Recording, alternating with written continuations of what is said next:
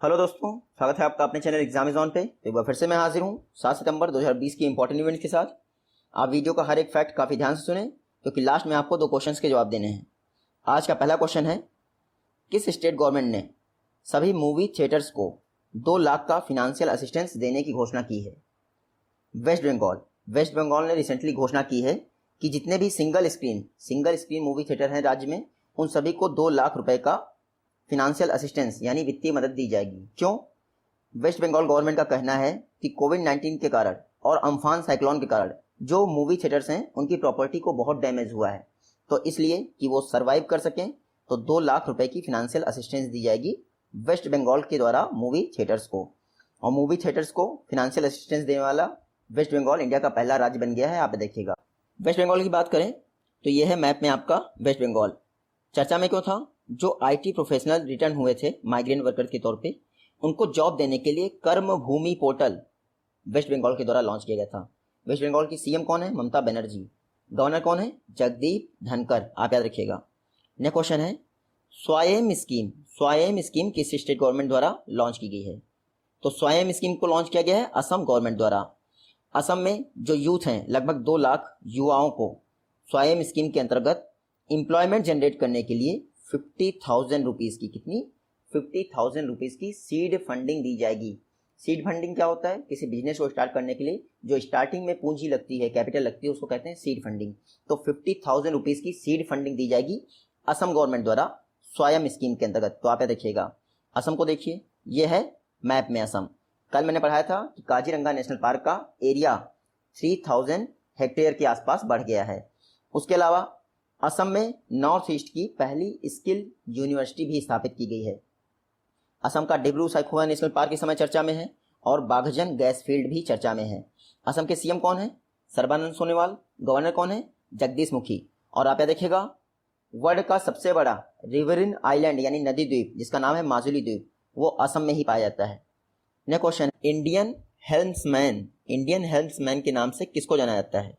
तो इंडियन हेल्प्समैन के नाम से जाना जाता है वीओ चिदम्बरम जी को। ये आप देखिए, ये हैं वीओ चिदम्बरम पिल्लई जी। इन्हीं को इंडियन हेल्प्समैन के नाम से जाना जाता है। क्यों? क्योंकि जो इंडिया की पहली इंडिजिनस शिपिंग सर्विस थी, उसको लॉन्च किया गया था वीओ चिदम्बरम द्वारा।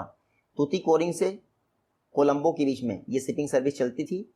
इसीलिए जो आपका तमिलनाडु का तूतीकोरिन पोस्ट है, अब उसका नाम वीओसी पोर्ट ट्रस्ट कर दिया गया है, यानी वीओ चिदम्बरम जी के नाम पे। तो आप देखिएगा, वीओ चिदम्बरम जी को इंडियन हेल्प्समैन कहा जाता है। ये तमिलनाडु से बिलोंग करते थे। 5 सितंबर को इनकी 148th बर्थ एनिवर्सरी सेलिब्रेट की गई, इसीलिए चर्चा में थे। 5 सितंबर को आपका नेशनल टीचर्स डे था, यानी डॉक्टर सर्वपल्ली राधाकृष्णन जी की birth anniversary. Doctor Sarvepalli Radhakrishnan ji, इनकी एक बुक है, आप नोट कर लीजिएगा, the philosophy of Rabindranath Tagore. ये इनकी बुक बहुत फेमस है, अगर एग्जाम में पूछें तो आप बता दीजिएगा। नेक्स्ट क्वेश्चन है, फ्रांस के बाद इंडो पैसिफिक ग्रुप को ज्वाइन करने वाली सेकेंड यूरोपियन कंट्री कौन बन गई है?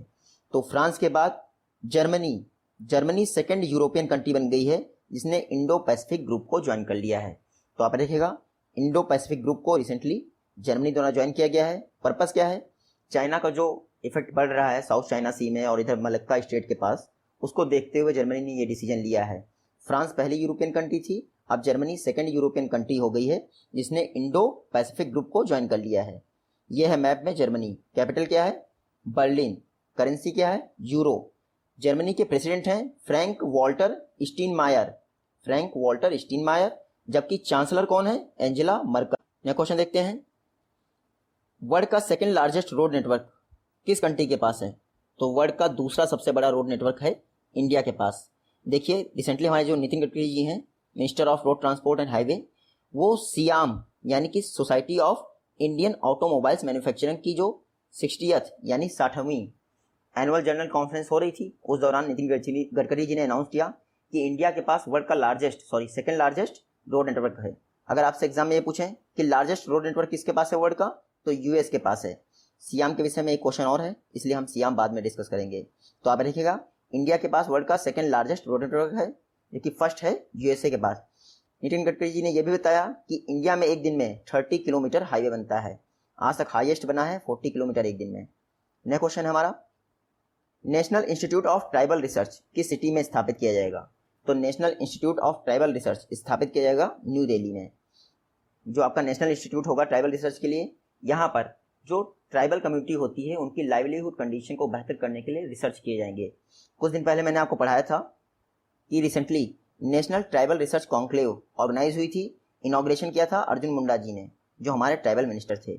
इस कॉन्क्लेव को किसने ऑर्गेनाइज किया था? मिनिस्ट्री ऑफ ट्राइबल अफेयर्स ने, और जो Indian institute of public administration है नई दिल्ली में, उसके द्वारा ऑर्गेनाइज किया गया था।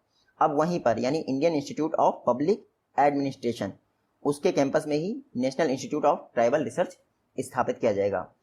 अच्छा, एग्जाम में आप याद रखिएगा, अगर आपसे एग्जाम में ये पूछें national institute of tribal research for health ये कहाँ स्थित है, तो वो जबलपुर में स्थित है।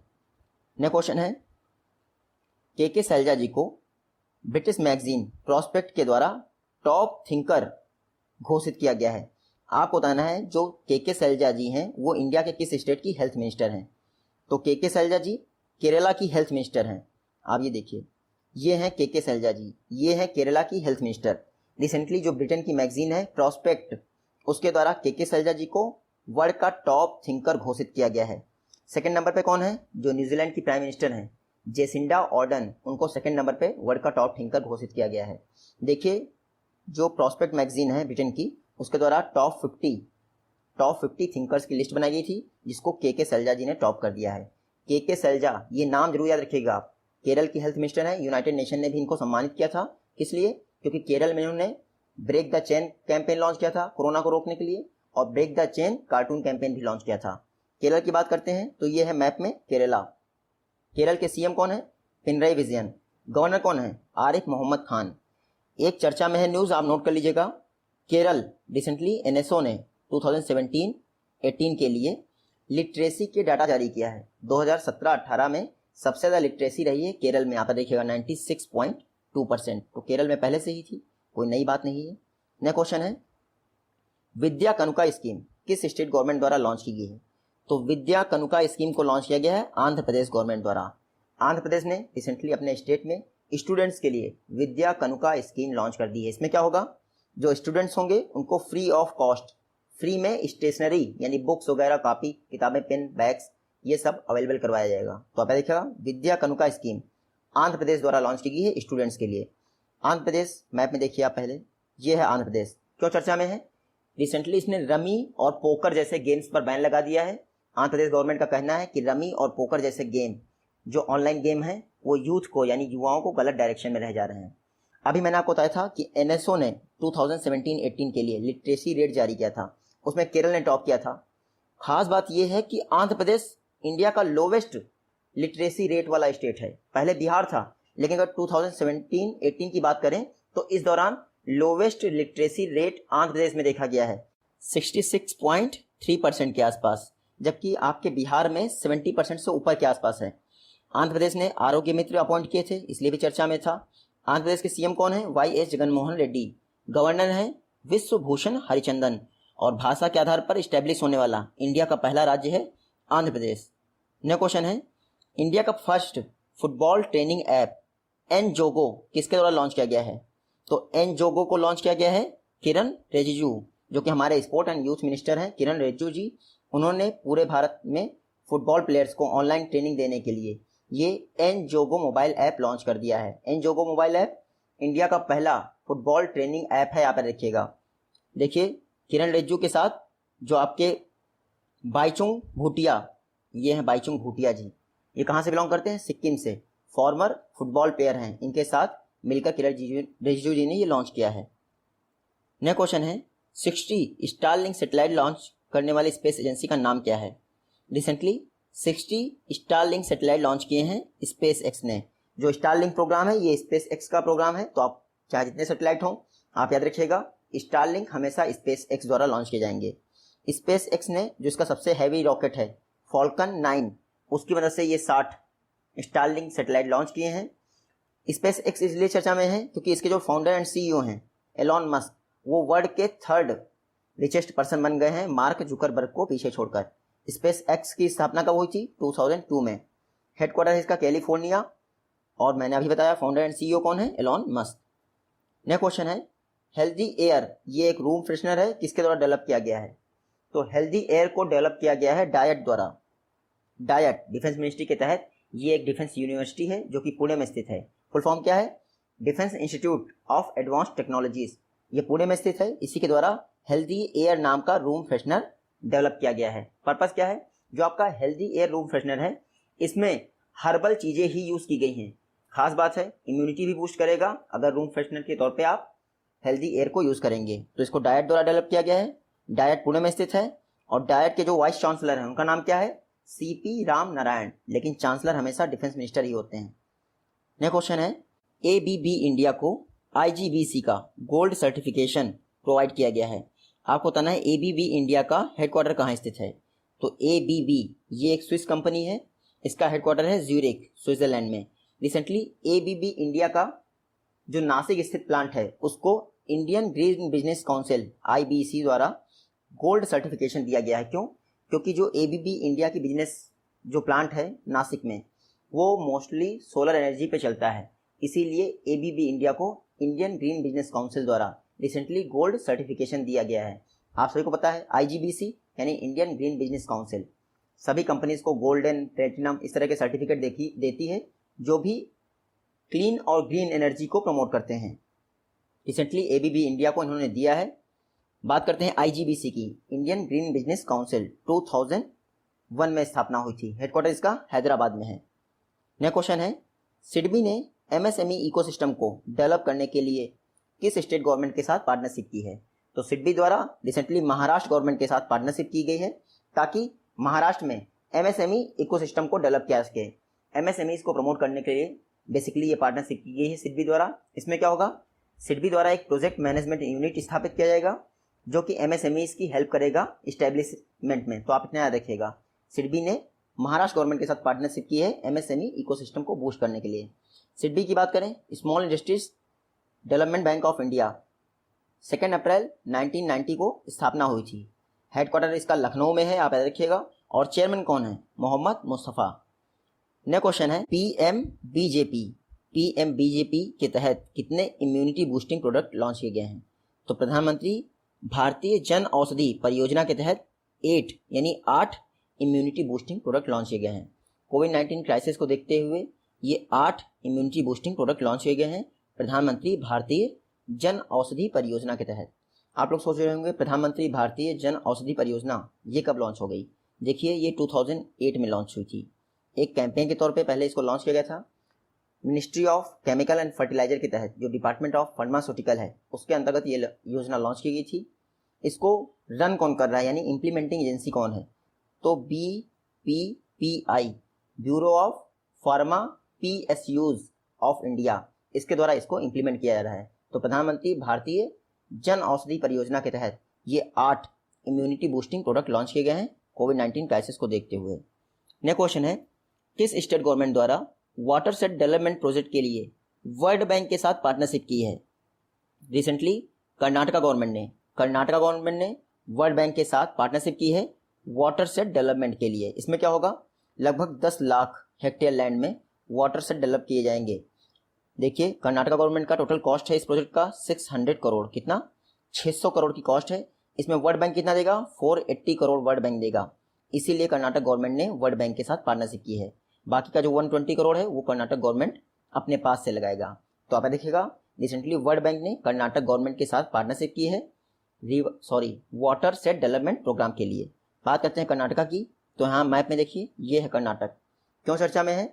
क्योंकि रिसेंटली इंडिया की पहली टॉय मैन्युफैक्चरिंग क्लस्टर कर्नाटक में ही स्थापित किया गया था। आप सभी लोग पढ़ चुके हैं। अपिको मूवमेंट जो चर्चा में थी वो कर्नाटक से रिलेटेड है। सीएम कौन है यहाँ के? BS येदियुरप्पा। गवर्नर कौन है? बज्जू भाई वाला।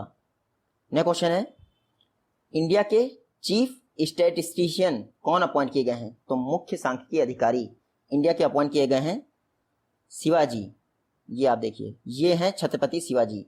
Recently ministry of statics and programme implementation में इनको सेक्रेटरी अपॉइंट किया गया है। और जो मिनिस्ट्री ऑफ स्टैटिक्स और प्रोग्राम इम्प्लीमेंटेशन का सेक्रेटरी होता है वही इंडिया का चीफ स्टैटिस्टिशियन होता है। आप देखिएगा, खास बात क्या है, जो ये छत्रपति शिवाजी हैं इनको चीफ स्टैटिस्टिशियन का एडिशनल चार्ज दिया गया, नहीं फुल फ्लेज चार्ज नहीं दिया गया है। तो तो टेम्परेरी तौर पे चीफ स्टैटिस्टिशियन बनाए गए हैं हमारे शिवाजी, जो कि 1986 बैच के IAS ऑफिसर हैं। तो आप देखिएगा छत्रपति शिवाजी इंडिया के चीफ स्टैटिस्टिशियन, या फिर आप ये कह लीजिए कि ministry of statics and programme implementation में सेक्रेटरी बने हैं। यह क्वेश्चन है, ASI द्वारा सादिकपुर सिनौली को नेशनल इंपॉर्टेंस की साइट घोषित किया गया है। आपको बताना है सादिकपुर सिनौली किस स्टेट में स्थित है। तो सादिकपुर सिनौली यूपी में स्थित है। यूपी के बागपत डिस्ट्रिक्ट में है आपकी Sadikpur Sinauli. Recently ASI archaeological survey of India द्वारा सादिकपुर सिनौली को नेशनल इंपॉर्टेंस की साइट घोषित किया गया है, क्योंकि एक्सकेवेशन चल रहा है, खुदाई चल रही है, इसलिए ऐसा डिसीजन लिया गया है। देखिए यूपी के बागपत में है, आप यहाँ देखिएगा सादिकपुर सिनौली। यूपी की बहुत बात करते हैं हम लोग, महीने भर बात करते हैं ASI की, आर्कियोलॉजिकल सर्वे ऑफ इंडिया की। रिसेंटली मिनिस्ट्री ऑफ कल्चर द्वारा आर्कियोलॉजिकल सर्वे ऑफ इंडिया के लिए 7 नए यानी 7 न्यू सर्किल्स का अनाउंसमेंट किया गया था। तो टोटल सर्किल कितने हो गए आर्कियोलॉजिकल सर्वे ऑफ इंडिया के पास? पहले 29 थे, अब 36 हो गए हैं। आर्कियोलॉजिकल सर्वे ऑफ इंडिया की बात करें तो इसकी स्थापना हुई थी 1861 में। फाउंडर कौन थे?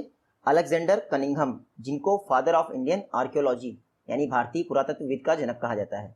वर्तमान में डायरेक्टर जनरल कौन है ASI की? तो V विद्यावती रिसेंटली अपॉइंट हुई हैं। मिनिस्ट्री ऑफ कल्चर के तहत कार्य करता है ASI, आप देखिएगा। नेक्स्ट क्वेश्चन है, SIAM society of Indian automobile, जिसके विषय में हम लोग प्रीवियसली बात कर चुके हैं। तो सोसाइटी ऑफ इंडियन ऑटोमोबाइल्स के नए प्रेसिडेंट कौन बने हैं? तो recently 60th annual general meeting हो रही थी सियाम की। उस दौरान केनिशी आयुकावा को सियाम का नया प्रेसिडेंट बनाया गया है। आप ये देखिए, ये है केनिशी आयुकावा, जो मारुति सुजुकी है, ये उसके MD एंड CEO हैं। रिसेंटली सियाम यानी सोसाइटी ऑफ इंडियन ऑटोमोबाइल्स का नया प्रेसिडेंट कनिशी आयुकावा को बनाया गया है। इन्होंने किसको रिप्लेस किया है? तो कनिशी आयुकावा ने रिप्लेस किया है राजन वढेरा जी को।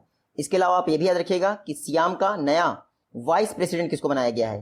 तो वाइस प्रेसिडेंट बनाया गया है विपिन सोढ़ी जी को। विपिन सोढ़ी जी महिंद्रा में काम करते हैं। सियाम की बात करें, सोसाइटी ऑफ इंडियन ऑटोमोबाइल्स 2012 में स्थापना हुई थी। इसका हेडक्वार्टर न्यू दिल्ली में है और रिसेंटली नितिन गडकरी जी ने इसकी एनुअल जनरल मीटिंग का इनॉग्रेशन किया था।